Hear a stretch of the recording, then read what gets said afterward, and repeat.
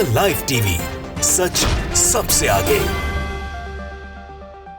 Israel जिस तरह से अपनी बर्बरता दिखा रहा है वो आप सब देख रहे हैं, हम सब देख रहे हैं। बच्चे, बूढ़े, महिलाएं, जो आम नागरिक हैं, उन तमाम पे निरंतर पिछले कई महीनों से हमले हो रहे हैं और जो डेथ टोल है वो बढ़ता ही जा रहा है। लेकिन अभी राफा में कुछ जवाबी कार्रवाई जो हमास की तरफ से हुई है, या जो लड़ाके वहाँ लड़ रहे हैं फ़िलिस्तीन की तरफ से, गाज़ा की तरफ से, उनके बारे में ये रिपोर्ट पब्लिश हुई है कि 300 से ज़्यादा इजरायली सैनिकों ने अपनी जान गंवाई है जो हमला फ़िलिस्तीन की तरफ से, गाज़ा की तरफ से हुआ है।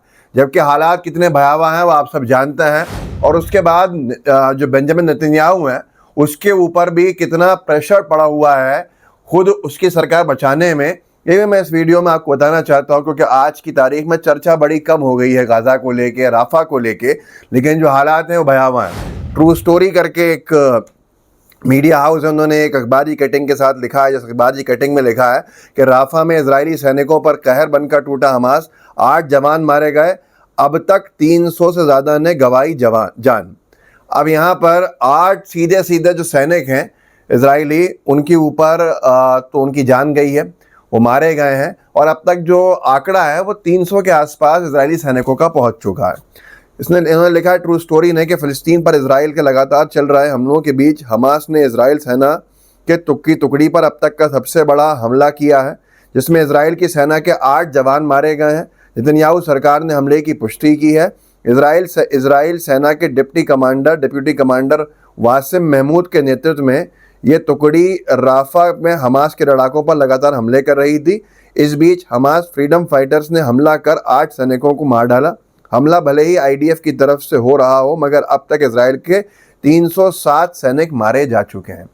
इजराइल के एक भी सैनिक का मारा जाना, क्योंकि इजराइल के जो परिवार हैं, जो वहाँ पे लोग रहते हैं, उनको मौत से बड़ी तकलीफ़ है और आम तौर के ऊपर सभी को होती है। तो परिवार का कोई भी सदस्य अगर मारा जाता है युद्ध में भी, तो वो हमारे तरह सेलिब्रेशन शहीद और शहादत के नहीं होते हैं कि वीर चक्र है और तमाम चीज़ें हैं, पोस्टमस अवार्ड्स हैं।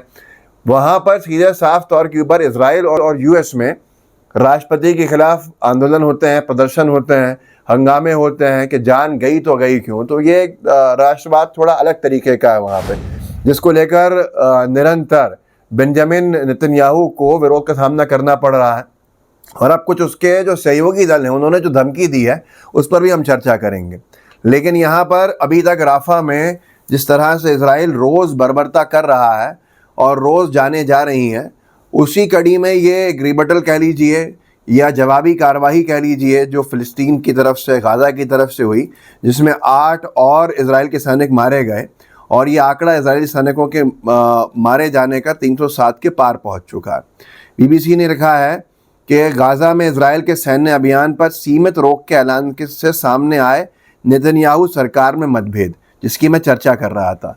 सेना ने यह ऐलान किया है, बीबीसी वगैरह तमाम अखबारों में अंतर्राष्ट्रीय एजेंसीज ने छापा है कि इजरायली सेना का यह ऐलान है कि वो एक रास्ता जिस रास्ते से ह्यूमैनिटेरियन एड जाती है उसके ऊपर कुछ घंटों तक अपने हमलों को रोक के रखेगी ताकि ह्यूमैनिटेरियन एड अंदर चले जाए। इसके बाद इससे बड़ा हंगामा शुरू हुआ है।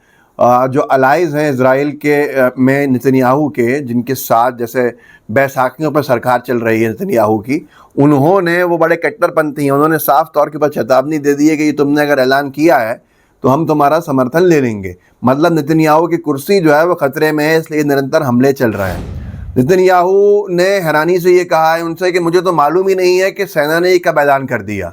और डिफेंस सेक्रेटरी को फ़ोन करके उन्होंने अपना आपत्ति दर्ज कराई, तमाम चीज़ें करी उस आदमी ने। इस पर बीबीसी ने लिखा, हालांकि सीमित युद्ध विराम की घोषणा के बाद इजराइल के राजनीतिक हलकों में तीखी प्रतिक्रिया देखने को मिली है। इजरायली सरकार के धुर दक्षिणपंथी सहयोगियों ने इसका कड़ा विरोध किया है, जिस पर सेना ने भी जवाब दिया है और भरोसा दिलाया है कि इस विराम का मतलब युद्ध खत्म होना नहीं है। अब आगे सुनिए सेना के ऐलान के बाद नेतन्याहू की मुश्किल। इजरायली मीडिया की खबरों के अनुसार घोषणा से पहले तक प्रधानमंत्री बेंजामिन नेतन्याहू या रक्षा मंत्री याओव गैलांट को भी सैन्य अभियान को रोकने वाली इस योजना के बारे में जानकारी नहीं थी। नेतन्याहू के कार्यालय ने कथित तौर पर कहा कि पीएम ने रविवार को इस योजना के बारे में सुनने के बाद अपने सैन्य सचिव से कहा था कि यह अस्वीकार्य है। इसके बावजूद भी सेना आगे बढ़ के युद्ध विराम की तरफ कुछ हालात बना रही है, साफ तौर के ऊपर मतभेद जो है सरकार और सेना के, इससे पहले भी एक मीटिंग में आए थे और अब दोबारा सामने आ गए कि कंट्रोल जो है धीरे धीरे बेंयामिन नेतन्याहू की सरकार का छूट रहा है, क्योंकि सैनिक जो है वो मारे जा रहे हैं और सैनिक जब मारे जा रहे हैं तो वो अपनी रक्षा करेंगे खुद। और क्या इतिहास में ये पहली बार होगा कि अब इतनी तबाही, इतनी बर्बरता के बाद इजरायली सेना खुद पीछे हटना चाहती है और ये युद्ध विराम चाहती है, लेकिन सरकार बचा नहीं है बेंयामिन नेतन्याहू को, तो वो इस तरह से आगे बढ़ता जा रहा है बर्बरता के साथ कि अब तो हद ये हो गई कि अंतर्राष्ट्रीय एजेंसी ने AA ने लिखा है कि इजराइल ने जितने बॉम्ब्स गिराए हैं गाज़ा पट्टी के ऊपर, वो वर्ल्ड वॉर 2 में जितने कुल बम गिराए गए थे उसको सरपास कर चुके हैं, उस रिकॉर्ड को भी तोड़ चुके हैं। अब आप खुद सोच लीजिए कि ये जो ड्रेसडेन, हैम्बर्ग, लंदन सब जगह पे जो कंबाइंड बॉम्बार्डमेंट हुआ था उससे कहीं ज़्यादा है। 70,000 टन बॉम्ब्स गिराए हैं इजराइल ने। आप सोच सकते हैं कि बर्बरता का क्या आलम होगा। डेथ टोल इतना इतिहास की किसी लड़ाई में आम नागरिकों का हुआ हो तो बताइएगा। तो ये हालात हैं, जो हालात निरंतर बढ़ते जा रहे हैं। हमास के हमले हैं, इजरायली सेना के हमले हैं, इजरायली सेना की बर्बरता निरंतर बढ़ती जा रही है। बच्चे, बूढ़े, जवान, मर्द, औरत सबको मारने पर तुले हुए हैं।